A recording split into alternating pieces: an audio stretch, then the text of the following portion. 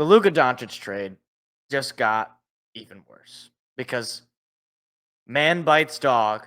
Shams Charania reporting a couple of days ago. Dallas Mavericks star, we're going to use that term in quotations, star Anthony Davis is expected to miss multiple weeks with a left adductor strain. Sources tell ESPN. His absence could stretch to a month.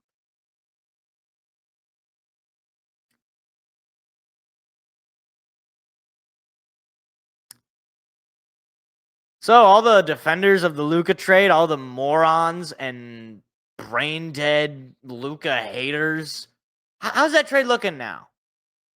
How's it, is it, would you say, for example, would you say it is more or less likely to lead to any sort of championship for the Mavericks in the near future?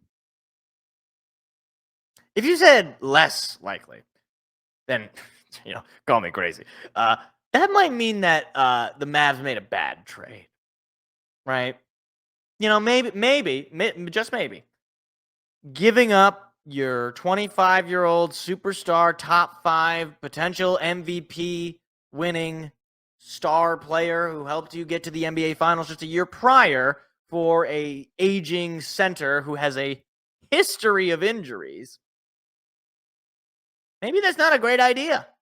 Maybe you should have, I don't know, if you were thinking of shopping Luka Doncic, which why you would even do that is unfathomable. Well, let's say you were. Maybe you should, potentially, I don't know, again, I'm not a GM, maybe call other teams, maybe make it known, maybe have other teams like in the talks constantly and maybe be able to play the Lakers off the Clippers or off the whomever or whatever, maybe you ever think of that? And you know what's even worse about this whole thing? Obviously, fans are peeved. That's putting it nicely. Fans are furious, as they should be. So fans are going to the games, and they are chanting "Fire Nico," who is the general manager for the Mavs. They're pulling out signs that say "Fire Nico," and these cowards, and that's what they are, cowards in the Mavs front office who are seeing this, are kicking these people out. Now, I'm not one to say, and I will be as critical on fan behavior at games as anyone, because some of the behavior I've seen at sporting events, whether it's, the kind of language that people spout out in front of kids or 2 players or whatever, unacceptable behavior. But I'm sorry. I've lived my whole life. I've heard of all these like people wear paper bags on their head and chant "sell the team." You know what? And I can't believe I have to do this. I'm going to defend Tom Gores. You know what Tom Gores didn't do when fans were, chanting "sell the team"? You know what he didn't do? He didn't kick people out. He didn't tell these people who pay their hard-earned money, who spend all day working just so that they can go to a game, enjoy a night out, or bring their kid to a game or whatever. He didn't kick those people out for voicing their opinion about the state of the team. Because if you're so confident that the move you made is the right move for the team and that it'll lead to success in the short term and maybe even in the long term, then why are you kicking fans out for questioning that?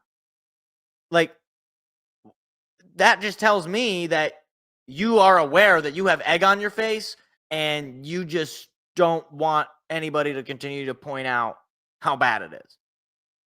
Like, Nico Harrison and the ownership of the Mavs, grow a spine and grow some grow other anatomical parts and go out there and actually face the fans, the people that you betrayed by trading a star like Luka Doncic, the face of the franchise. And like, this has nothing to do with who you traded him to. Obviously, I'm no lover of the Los Angeles Lakers, but you could have traded him to the Charlotte Hornets. I would still be upset because what on earth compels you to have this perception of a player who had put everything for you, who was giving his all to the point where you were in the finals last year? You were 4 wins away, or 3 wins away, because you lost 3-1 or 4-1. 3 wins away from a second NBA championship. You have just one of those in your franchise, and 1/3 of them was, or 1/3 of your appearances and such were from this one guy, and you traded him for nothing. If you even, again, the idea of trading Luka Doncic is absurd. But let's say you traded him and you got 5 first-round picks, and you got a star player right now, and you got a young prospect who could pan out. Maybe I could say, okay, maybe they know something we don't. It's crazy, it's insane, but I could at least understand, okay, maybe he hadn't played a whole lot of games this year. Maybe he's really unhealthy. Maybe he's unmotivated, whatever the case may be. When the guy didn't want out, he didn't request a trade and seemed willing to sign the Supermax. When a guy just gave you one of the best seasons you've had in your franchise history, which, by the way, is not exactly full of those. And then you have owners and morons like Mark Cuban and Nico and all these people kicking people out and yelling at fans for criticizing the moves of the team. Like, the entire Dallas Mavericks organization ought to be ashamed of themselves. I'm not even a Dallas Mavericks fan. And I'm the fan of a team that just had the worst record in franchise history last year. And I am far more confident in the ownership and front office of the Pistons than anywhere near where I am with the Dallas Mavericks. It is absolutely beyond me what compelled them to do that, and further the actions after the fact.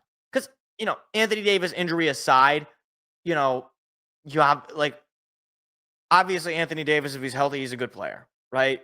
And nobody's disputing that. It's the fact that you seem so just motivated by some personal animus against either just Luka personally or seemingly against the fans who support Luka, to the point where you're like, get out of the game. You brought signs that say fire Nico, you're out. Oh, I don't care how much that you spent, $100 on the tickets and parking and all that and concessions or whatever it is. Oh, you're, yelling, at Mark Cuban about to fire Nico. Mark Cuban says, go F yourself. Real nice, Mark. Really showing your maturity and your composure amongst these plebes, these plebeians. We can't all be as smart as the billionaire Mark Cuban, I guess. So I know he's not the primary owner of the team anymore as he used to be, but hey, Mark, you got 1 NBA championship. My team's got 3, and they haven't made the playoffs in like 7 years. So, if you want to get in your high horse and think that you're running some massively successful organization, you got another thing coming, buddy boy. Because I know what it's like to have a team that actually knows what it's doing and can put out championship caliber team. I don't really know that you know that much, because Dirk Nowitzki is your whole legacy. So, good job, Dallas. You basically turned not only your fans against you, but basically the entire NBA against you. So, hope it was worth it. Because Anthony Davis is not going to win you a championship. He might not even win you a playoff series. You might not even really make the playoffs at this rate, honestly. So, have fun. Your team is Anthony Davis and Kyrie Irving. Fun. Hi, it's me again. If you enjoyed what you just saw, hit the like and subscribe button. We do live shows every Tuesday at 7 p.m. Eastern. Hope to see you there.